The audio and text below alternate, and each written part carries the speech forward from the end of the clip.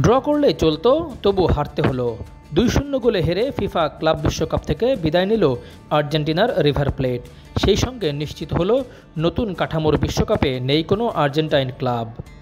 প্রথমার্ধে ভালো খেলা রিভার প্লেট ৬৬ মিনিটে ১০ জনে নেমে যায় লুকাস কোয়ার্তার লাল কার্ডে।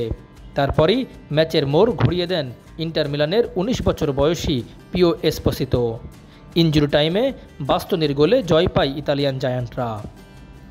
গ্রুপের আরেক ম্যাচে মেক্সিকান ক্লাব মন্তেরেই ৪-০ গোলে উড়িয়ে দেয় ওয়ারা রেড ডায়মন্ডসকে।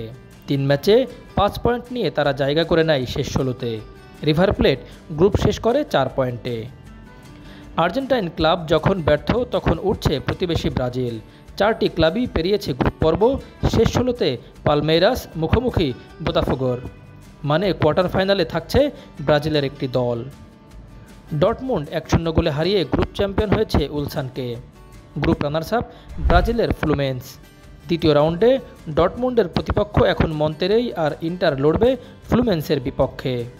২৮ জুন শুরু হচ্ছে দ্বিতীয় রাউন্ডের ম্যাচ। মাঠে নামবে ইউরোপ, লাতিন আমেরিকার বাঘা বাঘা সব ক্লাব। শুরু হবে আর এক দফা শিরোপার লড়াই। শেষ ১৬তে ইন্টার মিলান প্রতিপক্ষ হিসেবে পেল ফ্লুমিনেন্সকে। ৩০ জুন বাংলাদেশ সময় রাত ১টায় ব্যাংক অব আমেরিকা স্টেডিয়ামে হবে ইন্টার মিলান ফ্লুমিনেন্স ম্যাচ। অন্যদিকে দ্বিতীয় রাউন্ডে মন্তেরের প্রতিপক্ষ ডর্টমুন্ড।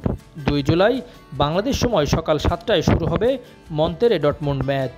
এই ম্যাচের ভেন্যু মার্সিডিজ বেঞ্জ স্টেডিয়াম।